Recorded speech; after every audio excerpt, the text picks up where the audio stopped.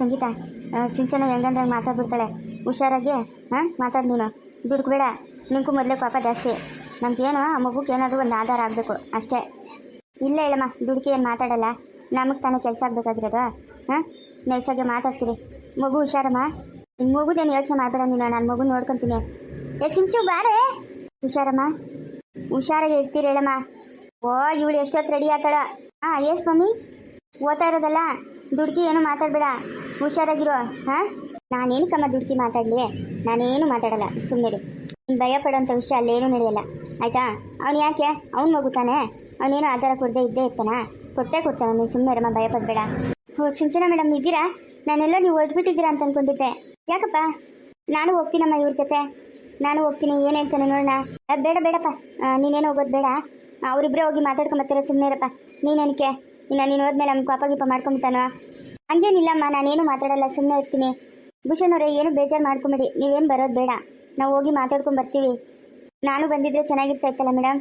ಬೇಡ ಬೇಡ, ನೀವೇನು ಬರೋದು ಬೇಡ, ಆಯಿತಾ? ನಾವು ಅಲ್ಲಿಂದ ಬಂದಿದ ತಕ್ಷಣ ಫೋನ್ ಮಾಡ್ತೀವಿ, ನೀವು ಬನ್ನಿ ಮನೆ ಹತ್ರ. ಸರಿ ಮೇಡಮ್, ಆಯ್ತು ಮೇಡಮ್. ಸರಿ, ನಮ್ಮ ಹುಷಾರು, ಹೋಗಿ ಬರ್ರಿ ಇಬ್ರು. ಈ ಅಶೋಕ್ ಒಂದು ದಿವಸ ಬಂದರೆ 16 ದಿವಸ ರಜೆ ಹಾಕ್ತಾನೆ. ಈ ತಲೆನೋವು ನನಗೆ. Hi Siddesh sir. Sangeeta madam, ಬನ್ನಿ ಬನ್ನಿ ಮೇಡಮ್, ಕೂತ್ಕೊಳ್ಳಿ ಮೇಡಮ್. ಏನು ಮೇಡಮ್, ತುಂಬ ದೂರ ಬಂದುಬಿಟ್ಟಿದ್ದೀರಾ? ಅದು ನಮ್ಮ ಸ್ಟೇಷನ್ಗೆ? ಸರ್, ಇಲ್ಲೇ ಒಂದು ಸ್ವಲ್ಪ ಕೆಲಸ ಇತ್ತು, ಬಂದಿದ್ವಿ, ಅದಕ್ಕೆ ನಿಮ್ಮನ್ನು ಮಾತಾಡ್ಸ್ಕೊಂಡು ಹೋಗೋಣ ಅಂತ ಬಂದ್ವಿ ಸರ್. ಯಾರ್ಯಾರು ಬಂದಿದ್ದೀರಾ ಮೇಡಮ್? ಸಿಂಚು, ನಾನು ಬಂದಿದ್ದೀವಿ ಸರ್. ಸಿಂಚನ ಮೇಡಮು ಬಂದಿದ್ದಾರಾ? ಸಿಂಚು, ಬಂದೇ ಇರಕ್ಕ, ಬ್ಯಾಗು ಕಾರಲ್ಲಿ ಬರ್ತಾ ಇದ್ದೀನಿ. ಏನು ಮೇಡಮ್, ಈ ಬಡವ್ರು ನೋಡೋಕೆ ಬಂದುಬಿಟ್ಟಿದ್ದೀರಾ? ಸಿಂಚನ ಮೇಡಮ್, ಹಂಗೇನಿಲ್ಲ ಸರ್, ಈ ಕಡೆ ಬಂದಿದ್ವಿ, ಅದಕ್ಕೆ ನಿಮ್ಮನ್ನು ಮಾತಾಡ್ಸ್ಕೊಂಡು ಹೋಗೋಣ ಅಂತ ಬಂದ್ವಿ ಸರ್. ಕೂತ್ಕೊಳ್ಳಿ ಮೇಡಮ್. ನಿಮ್ಮ ಸ್ಟೇಷನ್ ಅಷ್ಟು ಚೆನ್ನಾಗಿಲ್ಲ, ನಮ್ಮ ಸ್ಟೇಷನು ಚೆನ್ನಾಗಿದೆ ಅಲ್ಲ ಸರ್? ನಿಮ್ಮ ಸ್ಟೇಷನ್ ಚೆನ್ನಾಗಿದೆ, ನಮ್ಮ ಸ್ಟೇಷನ್ಗಿಂತಲೂ. ವಿಂಡೋಸ್ ಎಲ್ಲ ನೋಡಿ ಎಷ್ಟು ಚೆನ್ನಾಗಿದೆ, ಗಾಳಿ ತಣ್ಣಗೆ ಬರ್ತಾ ಇದೆ. ನಮ್ಮ ಸ್ಟೇಷನಲ್ಲಂತೂ ಗಾಳಿಗೆ ಬರ. ಮತ್ತೆ ಮೇಡಮ್, ಏನು ಮೇಡಮ್ ಇಲ್ಲಿಗೇನಕ್ಕೆ ಬಂದಿದ್ರಿ? ನಮ್ಮ ಪರಿಚಯದವರು ಒಬ್ಬರಿದ್ರು, ಅವ್ರನ್ನ ಮಾತಾಡಿಸ್ಬೇಕು ಅಂತ ಬಂದ್ವಿ ಸರ್. ತುಂಬ ದಿವಸದಿಂದ ಬರಬೇಕು ಅಂತ ಅಂದ್ಕೊಂಡಿದ್ವಿ. ಹಾಗೆ ನೀವು ಇಲ್ಲೇ ಇರೋದು ಅಂತ ಗೊತ್ತಲ್ವಾ, ಅದಕ್ಕೆ ಇಲ್ಲಿವರೆಗೂ ಬಂದಮೇಲೆ ನಿಮ್ಮನ್ನು ಮಾತಾಡಿಸ್ತೀರಾ, ಹೇಗೆ ಹೋಗೋದು ಅಂತ ಬಂದ್ವಿ ಸರ್. ಎಲ್ಲರೂ ಆರಾಮಾಗಿದ್ದೀರಾ? ಸಂಗೀತ ಮೇಡಮ್ ಮಗ ಹೇಗಿದ್ದಾನೆ? ಚೆನ್ನಾಗಿದ್ದಾನೆ ಸರ್. ಮೊನ್ನೆ ಏನೋ ಬೇಜಾರು ಮಾಡ್ಕೊಂಡು ಬಂದುಬಿಟ್ರಿ ಸರ್. ಪರವಾಗಿಲ್ಲ ಮೇಡಮ್, ಪರವಾಗಿಲ್ಲ. ಆ ವಿಷಯ ನಾನು ಆವತ್ತೇ ಮರ್ತ್ಬಿಟ್ಟೆ. ಮತ್ತೆ ಸರ್, ಮದುವೆ ಏನಾದರೂ ಫಿಕ್ಸ್ ಆಯಿತಾ? ಇಲ್ಲ ಮೇಡಮ್, ಇಲ್ಲ, ಮದುವೆ ಬಗ್ಗೆ ಇನ್ನೂ ಯೋಚನೆ ಮಾಡಿಲ್ಲ ಮೇಡಮ್. ಯಾಕೆ ಸರ್, ಮದುವೆ ಆಗಬಾರ್ದು ಅಂತ ಏನು ಡಿಸೈಡ್ ಮಾಡಿದ್ದೀರಾ? ಹಂಗೇನಿಲ್ಲ ಮೇಡಮ್, ಹುಡುಗಿ ಸಿಗಬೇಕಲ್ವಾ? ಅಯ್ಯೋ ಕಣ್ಣ, ಮದುವೆ ಸೆಟ್ ಮಾಡ್ಕೊಂಡು ಇಲ್ಲ ಅಂತ ಬರುತ್ತಾ ಇದೆಯಾ ಸರ್? ಬೇಗ ಮದುವೆ ಆಗಿ ನಮಗೂ ಒಂದು ಸ್ವಲ್ಪ ಒಬ್ಬಟ್ಟು ಊಟ ಹಾಕ್ಸಿರಂತೆ, ಸಿಹಿ ಊಟ. ಹುಡುಗಿ ಸಿಗ್ತಾನೆ, ನಿಮ್ಮನ್ನೇ ಕರ್ಕೊಂಡು ಹೋಗ್ತೀನಿ ಮೇಡಮ್ ನೋಡೋಕ್ಕೆ. ನಿಮ್ಮನ್ನು ಬಿಟ್ಟು ನಾನು ಮದುವೆ ಆಗ್ತೀನಾ? ಅದು ಸರಿ ಅನ್ನಿ ಸರ್. ಸರ್, ನೀವೇನಾದರೂ ಇನ್ನೊಂದು ಮದುವೆ ಆದರೆ ಆ ಮಗು ಕಡೆಯಿಂದ ನಿಮ್ಗೇನು ತೊಂದರೆ ಇಲ್ವಾ ಸರ್? ಏನು ತೊಂದರೆ ಇಲ್ಲ ಮೇಡಮ್. ಯಾಕೆ ಮೇಡಮ್ ಈ ಥರ ಕೇಳ್ತಾ ಇದ್ದೀರಾ? ಅಲ್ಲ ಸರ್, ಹೌದು, ನಿಮ್ಮ ಮೊದಲೇ ಹೆಂಡ್ತಿ ಮಗು ಅಲ್ಲ, ಅದಕ್ಕೇನಾದರೂ ಆಧಾರ ಮಾಡಿಕೊಟ್ಟಿದ್ದೀರಾ ಸರ್ ನೀವು? ಹೆಣ್ಮಗು ತಾನೇ, ದುಡ್ಡು ಏನಾದರೂ ಫಿಕ್ಸೆಡ್ ಮಾಡೋದು, ನಿಮ್ಮ ಆಸ್ತಿಯಲ್ಲಿ ಏನಾದರೂ ಭಾಗ ಕೊಡೋದು ಏನಾದರೂ ಮಾಡಿದ್ದೀರಾ ಸರ್? ಇಲ್ಲ ಮೇಡಮ್, ಇಲ್ಲ, ಅದ್ರ ಬಗ್ಗೆ ನಾನು ಆಲೋಚನೆ ಮಾಡಿಲ್ಲ ಮೇಡಮ್. ಸರ್, ಆಲೋಚನೆ ಮಾಡಿಲ್ಲ ಅಂತಂದರೆ ಹೆಂಗೆ ಸರ್? ಅದು ನಿಮ್ಮ ಮಗುನೇ ತಾನೇ, ಆ ಮಗುಗೆ ಏನಾದರೂ ಆಧಾರ ಮಾಡಿಕೊಡ್ಬೇಕಲ್ಲ ನೀವು. ಬೇಡ ಅಂತ ಬಿಟ್ಟು ಬಂದಮೇಲೆ ಆ ಮಗು ವಿಷಯ ಕಟ್ಕೊಂಡು ನನಗೇನಾಗಬೇಕು ಮೇಡಮ್? ಅವಶ್ಯಕತೆ ಇಲ್ಲ ಮೇಡಮ್. ನಾನು ಹೆಂಡ್ತಿನೇ ಹೋದ್ಮೇಲೆ ಇನ್ನು ಆ ಮಗು ಏನು ಬೇಕು ನನಗೆ? ತಪ್ಪು ಸರ್, ನೀವು ಮಾತಾಡ್ತಾ ಇರೋದು ತುಂಬಾ ತಪ್ಪು. ಹೇಗೆ ತಪ್ಪಾಗುತ್ತೆ ಮೇಡಮ್? ನಾನು ಆವತ್ತೇ ಬೇಡ ಅಂತ ಬಿಟ್ಟು ಬಂದಿದ್ದೀನಲ್ಲ, ಮತ್ತೆ ನಾನು ಅವ್ರ ವಿಷಯಕ್ಕೆ ಹೋಗೇ ಇಲ್ವಲ್ಲ ಸರ್. ನೀವು ಬಿಟ್ಟು ಬಂದಿದ್ರು, ಅವ್ರ ವಿಷಯಕ್ಕೆ ಹೋಗದೇ ಇದ್ರು, ಆ ಮಗು ನಿಮ್ಮದೇ ತಾನೇ. ನಾಳೆ ಬೆಳಗ್ಗೆ ನೀವು ಮದುವೆ ಆದಾಗ ಅವ್ರೇನಾದರೂ ಕೋರ್ಟಿಂದ ನೋಟಿಸ್ ಕಳಿಸೋದು ಅದೆಲ್ಲ ಗೊತ್ತಿರೋದೆ ಸರ್. ಕಾನೂನು ಬಗ್ಗೆ ಎಲ್ಲ ನಿಮ್ಗೆ ನಾನೇನು ಹೊಸದಾಗಿ ಹೇಳ್ಬೇಕಾಗಿಲ್ಲ. ಆ ಥರ ಎಲ್ಲ ಪ್ರಾಬ್ಲಮ್ ಆಗುತ್ತಲ್ಲ ಸರ್. ಆ ಮಗುಗೆ ಏನಾದರೂ ಒಂದು ಆಧಾರ ಮಾಡ್ಕೊಟ್ಬಿಟ್ರೆ ಆ ಥರ ಏನು ತೊಂದರೆ ಆಗಲ್ವಲ್ಲ ನಿಮಗೆ? ಅವ್ರೇನು ಕೇಳಲ್ಲ ಅಂತ ಅನ್ಕೊತೀನಿ ಮೇಡಮ್ ನಾನು. ಯಾಕೆ ಸರ್ ಕೇಳಲ್ಲ? ನೀವು ಇನ್ನೂ ಮದುವೆ ಆಗಿಲ್ಲ ಅಂತ ಅವ್ರು ಸುಮ್ಮನೆ ಇರ್ತಾರೆ. ನೀವೇನಾದರೂ ಇನ್ನೊಂದು ಮದುವೆ ಆದರೆ ಬಂದು ಕೇಳ್ತಾರೆ ಸರ್. ಯಾಕಂದರೆ ಏನು ಮಗು, ಅವ್ರಿಗೂ ಮದುವೆ ಆಗಿಲ್ಲ. ಮದುವೆ ಆದರೆ ನಾಳೆ ಬೆಳಗ್ಗೆ ಅವ್ರ ಹೆಂಡತಿ ಹೆಂಗಿರ್ತಾಳೋ ಏನೋ, ಅವ್ರಿಗೂ ಮಕ್ಕಳಾಗ್ತವೆ. ಅವಾಗ ಈ ಮಗುಗೆ ತೊಂದರೆ ಆಗುತ್ತಲ್ಲ ಸರ್ ಪಾಪ. ಅದು ನಿಮ್ಮ ಮಗುನೇ ಅಲ್ವಾ ಸರ್? ನಿಮ್ಮ ಮಗುನೇ ಅಲ್ವಾ? ಅದು ನಿಮ್ಗೆ ಗೊತ್ತಿರೋ ವಿಷಯನೇ. ಆ ಮಗುಗೆ ಏನೂ ಆಧಾರ ಮಾಡ್ಕೊಟ್ಟಿಲ್ಲ ಅಂತಂದರೆ ಏನು ಸರ್?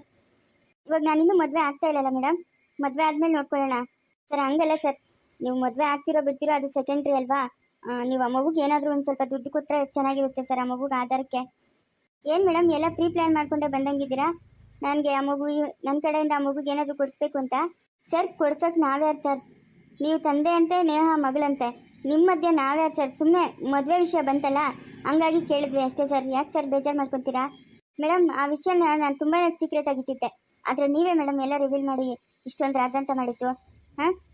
ನೇಹ ನನಗೆ ಪರಿಚಯ ಆಗಲಿಲ್ಲ ಅಂದಿದ್ರೆ, ಅವ್ರ ಮನೆಗೆ ಹೋಗಿ ಫೋಟೋ ನೋಡಲಿಲ್ಲ ಅಂದಿದ್ರೆ ನಾನು ಸುಮ್ಮನೆ ಇರ್ತಾ ಇದ್ದೆ. ಬಟ್ ಎಲ್ಲ ವಿಷಯ ಗೊತ್ತಾಗಿ ಇವಾಗ ನೇಹಾಗೆ ಅನ್ಯಾಯ ಆಗೋಕ್ಕೆ ನಾನು ಬಿಡ್ತೀನ ಸರ್? ಅದೇ ಅನ್ಯಾಯ ಆಗ್ತಾ ಇದೆ ಮೇಡಮ್, ಅದೇ ಅನ್ಯಾಯ ಆಗ್ತಾ ಇದೆ. ನಾನು ಆವತ್ತೇ ಬೇಡ ಅಂತ ಬಿಟ್ಟು ಬಂದಲ್ಲ, ಬೇಡ ಅಂತ ಬಿಟ್ಟು ಬಂದಿರೋ ಮಗುಗೆ ನಾನು ಯಾಕೆ ಮೇಡಮ್ ಏನಾದರೂ ಆಧಾರ ಮಾಡ್ಕೊಳ್ಳಿ. ನನ್ನ ಕೈಲಿ ಆಗಲ್ಲ ಮೇಡಮ್, ನನ್ನ ಹತ್ರ ಏನೂ ಇಲ್ಲ. ಏನೂ ಇಲ್ಲ ಅಂತಂದ್ರೂ ನೀವು ಕೊಡಲೇಬೇಕು ಸರ್, ಯಾಕಂದರೆ ನಿಮ್ಮ ಮಗು ಅದು. ಆ ಮಗುಗೆ ಏನಾದರೂ ಆಧಾರ ಮಾಡಿಕೊಟ್ಟು ನೀವು ಆಮೇಲೆ ಮದುವೆ ಆಗಿ ಸರ್. ಹೌದು ಸಿದ್ದೇಶ್ ಸರ್, ಚಿಂಚು ಹೇಳ್ತಾ ಇರೋದು ನಿಜನೇ. ಆ ಮಗುಗೆ ಏನಾದರೂ ಆಧಾರ ಮಾಡ್ಕೊಳ್ಳೇಬೇಕು ಸರ್. ನೀವು ಮದುವೆ ಆಗಿ ನೀವು ಲೈಫು ಎಂಜಾಯ್ ಮಾಡ್ತಾರೆ, ಆ ಮಗು ನೋಡ್ಕೊಳ್ಳೋರು ಯಾರು ಸರ್? ಆ ಹುಡುಗ ಇನ್ನೂ ಎಷ್ಟು ದಿನ ಅಂತ ಮದುವೆ ಆಗದೆ ಇರ್ತಾನೆ, ಅವನಿಗೂ ಒಂದು ಮದುವೆ ಬೇಕಲ್ವಾ ಸರ್? ಸಿಂಚನಾ ಮೇಡಮ್, ಸಂಗೀತ ಮೇಡಮ್, ದಯವಿಟ್ಟು ಬೇಜಾರು ಮಾಡ್ಕೊಂಬಿಡಿ. ಇದು ನನ್ನ ಪರ್ಸ್ನಲ್ ವಿಷಯ, ನೀವು ತಲೆ ಹಾಕ್ಬಿಡಿ.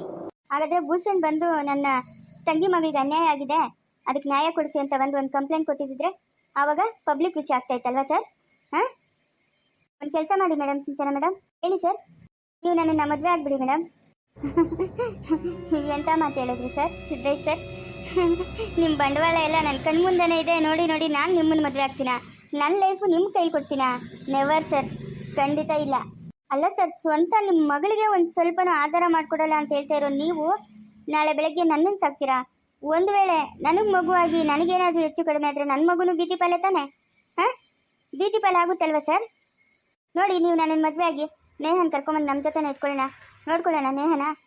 ಖಂಡಿತ ಇಲ್ಲ ಸರ್, ಖಂಡಿತ ಇಲ್ಲ, ಸಾಧ್ಯನೇ ಇಲ್ಲ. ಒಂದು ವೇಳೆ ನೇಹ ನಿಮ್ಮ ಮಗಳು ಅಲ್ಲದೆ ಇದ್ದಿದ್ರೆ, ನೇಹಾಗ ನೀವು ಅಷ್ಟೊಂದು ಮೋಸ ಮಾಡದೇ ಇದ್ದಿದ್ರೆ ನಾನು ನಿಮ್ಮನ್ನೇನಾದರೂ ಮದುವೆ ಆಗ್ತಾ ಇದ್ನೋ ಏನೋ, ಇದ್ರೂ ಇರ್ಬೋದು.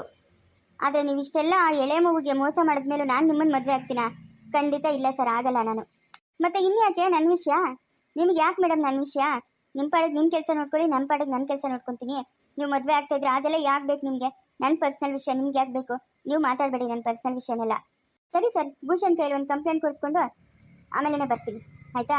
ಕಂಪ್ಲೇಂಟ್ ಮುಖಾಂತರನೇ ಬರ್ತೀನಿ ನಾನು, ಅವಾಗ ಅದ್ರ ಕಥೆನೇ ಬೇರೆ ಇರುತ್ತೆ. ಅಲ್ಲ, ನಿಮಗೆ ಶಾಂತಿ ಜೊತೆ ಮದುವೆ ಫಿಕ್ಸ್ ಆಗಿರೋದು ಅದೆಲ್ಲ ನಮಗೆ ಗೊತ್ತಿಲ್ಲ ಅಂತ ಅಂದ್ಕೊಂಡಿದ್ದೀರಾ ಸಿದ್ದೇಶ್ ಸರ್? ಎಲ್ಲ ಗೊತ್ತು ನಮಗೆ, ಎಲ್ಲ ವಿಷಯ ತಿಳ್ಕೊಂಡೆ ನಾವು ಇಲ್ಲಿಗೆ ಬಂದಿರೋದು. ನೋಡಿ ಸರ್, ನಾವು ಒಳ್ಳೆ ಮಾತಲ್ಲಿ ಹೇಳ್ತಾ ಇದ್ರಿ, ನೇಹಾಗೆ ಏನಾದರೂ ಒಂದು ಆಧಾರ ಮಾಡ್ಕೊಳ್ಳೋವರೆಗೂ ನಾವು ನಮ್ಮನ್ನ ಶಾಂತಿ ಜೊತೆ ಮದುವೆ ಆಗಕ್ಕೆ ಬಿಡಲ್ಲ ಸರ್, ಅಷ್ಟೇ ನಾವು ಹೇಳ್ತಾ ಇರೋದು. ನಾವು ಮದುವೆ ಫಿಕ್ಸ್ ಆಗಿದ್ದೀವಿ ಅಂತ ಕೇಳಿದ್ರೆ ಇಲ್ಲ ಅಂತ ನಮ್ಮ ಹತ್ರನೇ ಸುಳ್ಳು ಹೇಳ್ತಾ ಇದ್ದೀರಾ ನೀವು? ನೋಡಿ ಮೇಡಮ್, ಆ ಮಗುಗೆ ಏನಾದರೂ ಆಧಾರ ಬೇಕಂದಿದ್ರೆ ಅವನು ಆವತ್ತೇ ಬರ್ತಾ ಇದ್ದ, ಆವತ್ತೇ ಕೇಳ್ತಾ ಇದ್ದ. ಅವನಿಗೆ ಅವಶ್ಯಕತೆ ಇಲ್ಲ. ನಿಮಗೆಲ್ಲ ಏನು ಬೇಕು? ನಿಮಗೂ ಅವ್ರಿಗೂ ಏನು ಸಂಬಂಧ? ನೀವ್ಯಾಕೆ ಬಂದು ನನ್ನ ತಲೆ ತಿಂತಾ ಇದ್ದೀರಾ? ನಾವ್ಯಾಕ್ರಿ ನಿಮ್ಮ ತಲೆ ತಿನ್ನೋಣ? ನಿಮ್ಮ ಹೊಟ್ಟೆ ಒಳಗೆ ಹುಟ್ಟಿರೋ ಮಗುಗೆ ಅನ್ಯಾಯ ಮಾಡ್ತಾ ಇದ್ದೀರಾ, ಬೇರೆಯವ್ರಿಗೆ ಇನ್ನೆಷ್ಟು ಮಾತ್ರ ನ್ಯಾಯ ಕೊಡ್ತೀರಾ ನೀವು? ನಿಮ್ಮ ಕೆಲಸಕ್ಕೆ ನಿಮ್ಮ ವ್ಯಕ್ತಿತ್ವಕ್ಕೆ ಸಂಬಂಧನೇ ಇಲ್ಲ. ಯಾರಾದರೂ ಅನ್ಯಾಯ ಆಗಿರೋರು ಬಂದರೆ ಅವ್ರಿಗೆ ಏನ್ರಿ ನ್ಯಾಯ ಕೊಡಿಸ್ತೀರಾ ನೀವು? ಏನು ನ್ಯಾಯ ಕೊಡಿಸ್ತೀರಾ ನೀವು?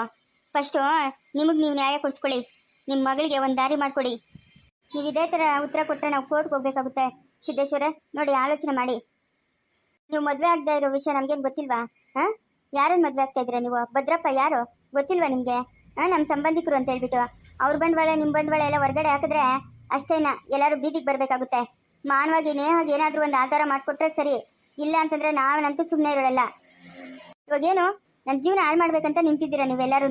ನಾವ್ಯಾಕೆ ನಿಮ್ಮ ಜೀವನ ಹಾಳು ಮಾಡ್ಬೇಕು ಅಂತ ನಿಂತಿದ್ದೀವಿ? ಒಂದು ಮಗು ಜೀವನ ಹಾಳಾಗಬಾರ್ದು ಅಂತ ನಿಮ್ಮ ಹತ್ರ ಬಂದಿದ್ದೀವಿ ನಾವು ನ್ಯಾಯ ಕೇಳೋಕ್ಕೆ. ನಂಗೊಂದು 15 ದಿವಸ ಟೈಮ್ ಕೊಟ್ಟು ಹೇಳ್ತೀನಿ ನಾನು.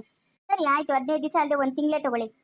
ನೇಹಾಗೆ ಒಂದು ಆಧಾರ ಮಾಡಿಕೊಡ್ದೆ ನೀವು ಮದುವೆ ಆಗಿದ್ದೀರಂದರೆ ಅದ್ರ ಪರಿಣಾಮ ಹೇಳಲ್ಲ ನಾನು, ಆಮೇಲೆ ನಿಮ್ಗೆ ಗೊತ್ತಾಗುತ್ತೆ. ಬಾ ಸಂಗೀತಕ್ಕ, 1 ತಿಂಗಳೇ ಟೈಮ್ ತೊಗೊಂಡ್ಲಿ. ನೇಹಾಗೆ ಏನಾದರೂ ಒಂದು ದಾರಿ ಮಾಡಿಕೊಡ್ದೆ ಮದುವೆ ಆಗಬೇಕು, ಆಮೇಲೆ ಏನು ಮಾಡಬೇಕಂತ ನನಗೆ ಗೊತ್ತು.